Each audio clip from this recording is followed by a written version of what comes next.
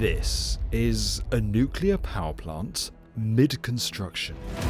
Usually countries are only able to build one or two at a time. And when you look at this massive, sprawling site, it's not hard to see why. The plant we're looking at here is being built in China. So's this one. And this one. Are there more? Well, here's another one. And another. China is by far the fastest growing builder of nuclear power infrastructure, and it's on course to become the biggest, overtaking the United States. The big screaming question is, how?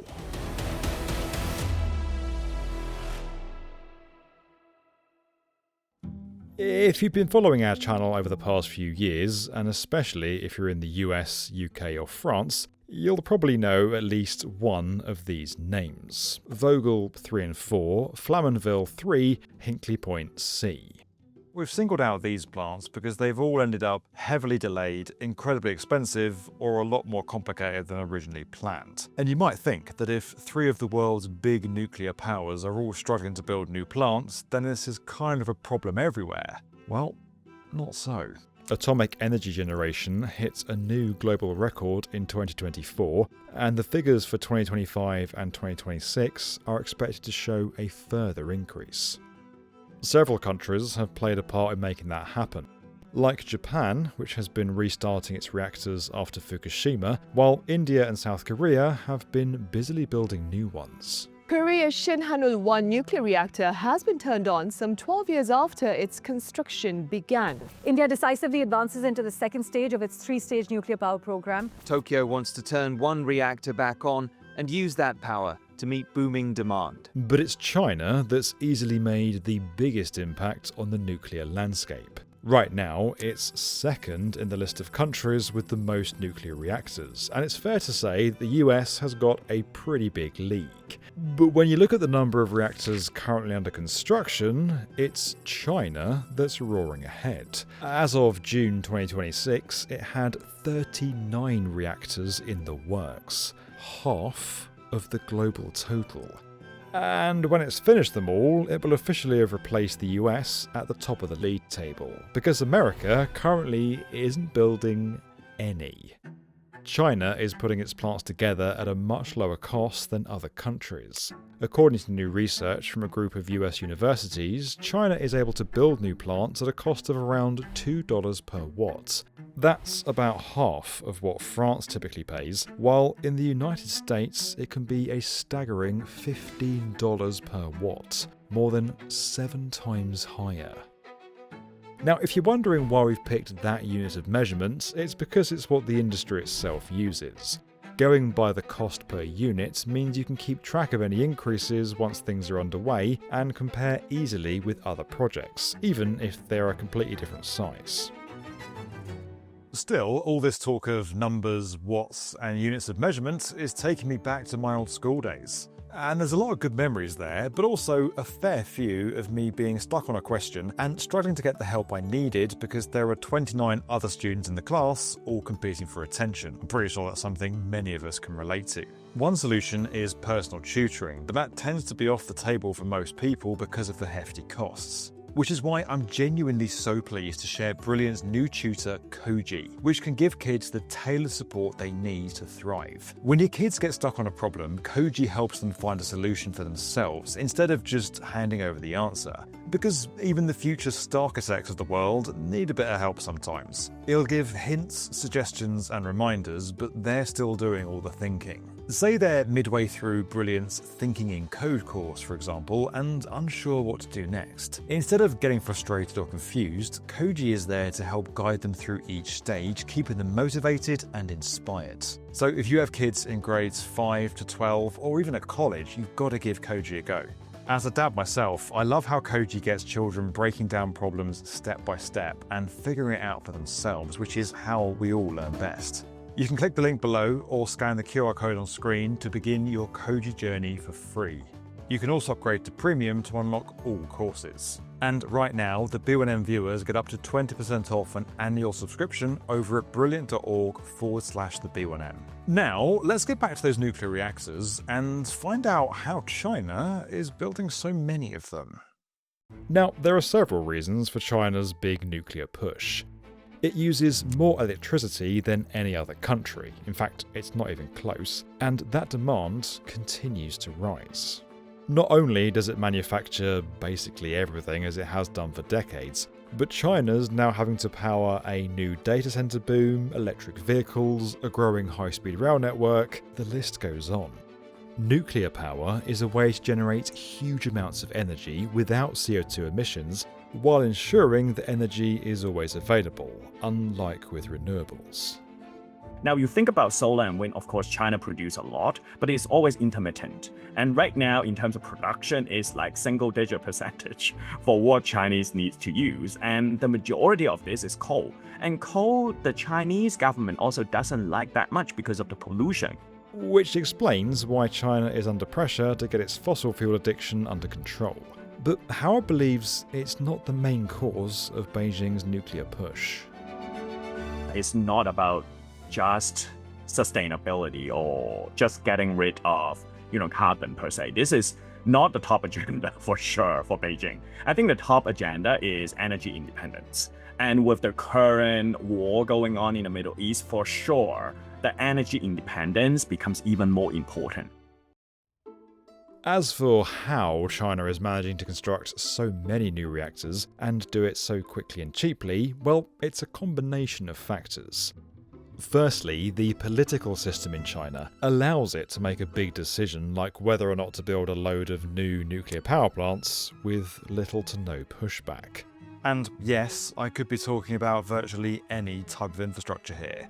The story is the same with roads, railways, other energy projects, you name it. Those in power can make long-term plans, they can make those plans a national priority, and the chances are those plans are going to come to fruition. Whereas in other countries, in democracies, there's always a chance that a new government could get elected and put pressure on a project.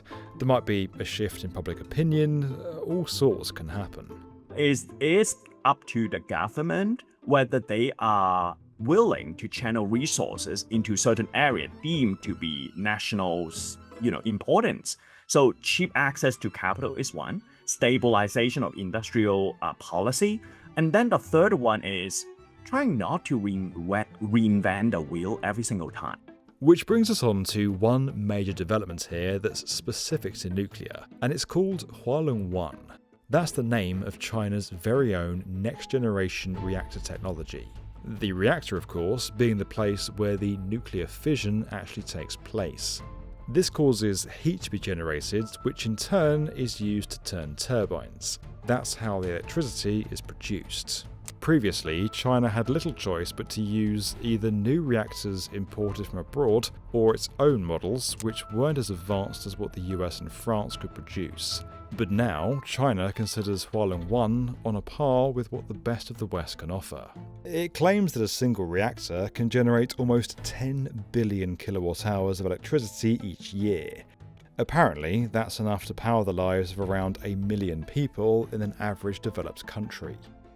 Despite debuting only a few years ago, there are now over 40 Hualong-1 reactors operating or under construction. It means China no longer needs to import many parts from abroad to build its new plants, and it can build those plants in an incredibly standardized way. In other words, most of the design elements can be easily repeated on the next project and all the projects after that. You need that repeatability with clear guidelines and massive speed in approval. Is this combination of factors that we start to see how the Chinese cluster is able to move beyond from importing Western technologies to, building up their own industrial cluster. Which explains why so many of these construction sites look very similar, despite being situated thousands of miles apart in some cases. In fact, let's stop for a minute and have a closer look at a couple of the examples, starting with this one.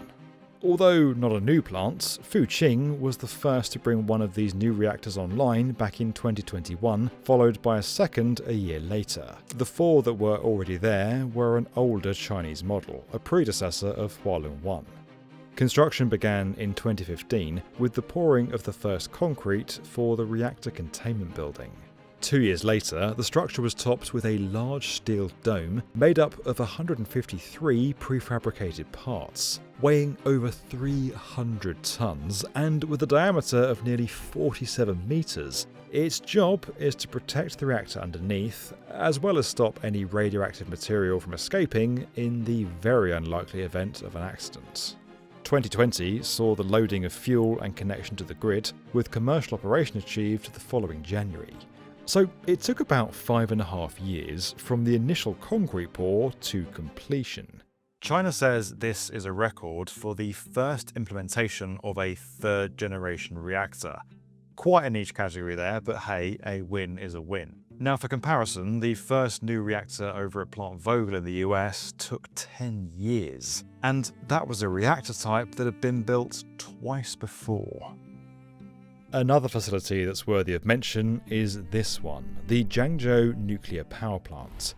It's said to be the largest site to feature only Hualong 1 reactors. It already has 2 in operation, with another pair under construction and 2 more planned after that. When all 6 are complete, it'll mean that 60 billion kilowatt hours each year of clean energy will have been added to the grid since work began in 2019. According to reports, that could result in 75% of the energy needs of Zhangzhou itself and neighbouring Xiamen being handled by this one plant. They might be building them super fast, but it doesn't mean these Chinese plants are of inferior quality or safety. Yes, China has its own way of doing things, but just like everyone else, its methods are aligned with the IAEA. That stands for the International Atomic Energy Agency, which has been reviewing China's regulations to make sure they meet global standards, especially when it's not just making power plants for itself. Pakistan and China signed a $4.8 billion deal to build a nuclear power plant in the country.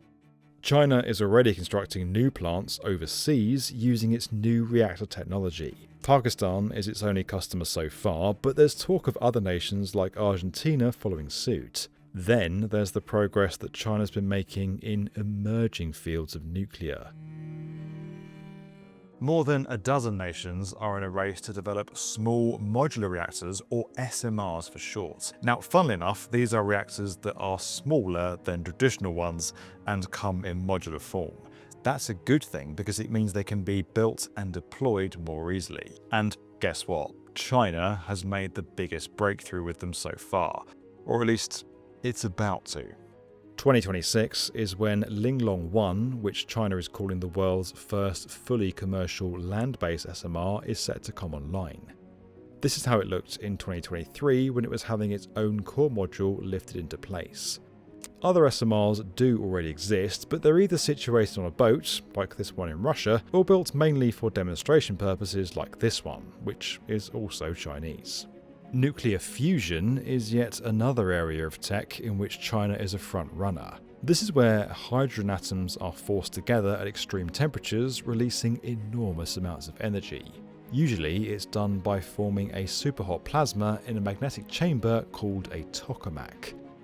We've covered in the past how France is building the world's largest experimental fusion reactor, with the US planning to build the first commercial plant.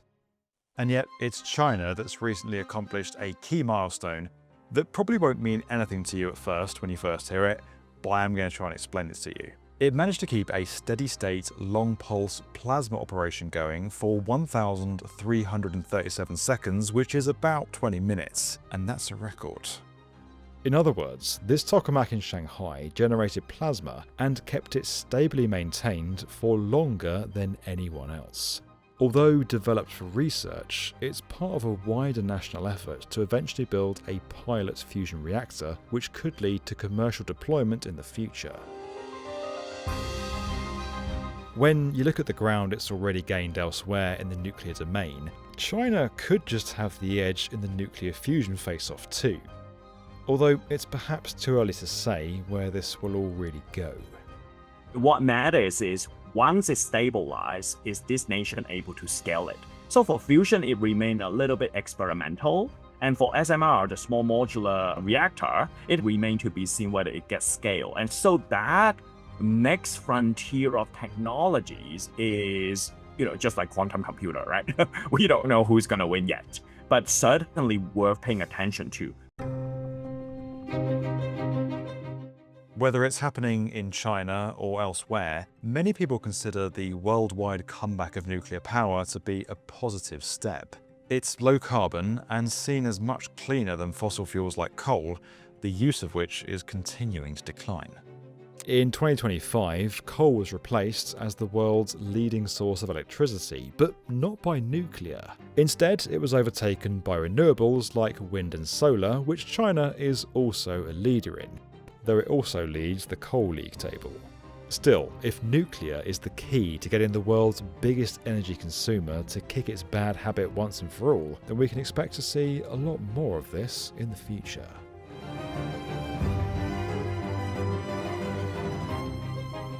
This video was sponsored by Brilliant. Don't forget that you can click the link below or scan the QR code on screen to get started with Brilliant's personal tutor for free. You can also upgrade to Premium to unlock all courses, and right now the B1M's viewers are getting 20% off an annual subscription when they head over to brilliant.org/the B1M. And as always guys, if you enjoyed this video and you want to get more from the definitive video channel for construction, make sure you're subscribed to the B1M.